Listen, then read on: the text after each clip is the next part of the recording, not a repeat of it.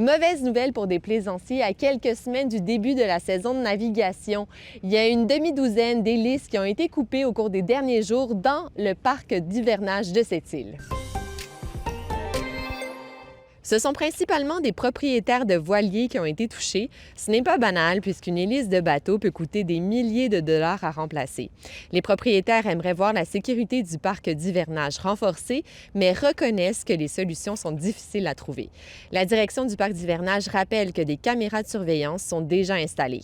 En ajouter ou embaucher un gardien de sécurité pourrait s'avérer coûteux et inefficace en raison de la nature du site. La SQ indique quant à elle qu'un seul vol lui a été signalé. Ce que vous voyez, c'est la toute nouvelle galerie d'art L'Équinoxe à cette île. Celle qui est derrière le projet, c'est Christine Bléné, une artiste visuelle qui a toujours rêvé de présenter ses œuvres dans sa région natale. Avec le temps, elle a mis l'épaule à la roue, travaillé sur un plan et ouvert vendredi son lieu d'exposition. L'objectif, c'est d'offrir une vitrine permanente aux artistes locaux pour leur donner une chance de vivre de leur art. La galerie va aussi accueillir des ateliers de création au cours de l'année. La 42e édition du Salon du livre de la Côte-Nord, qui s'est conclue hier, a connu un grand succès.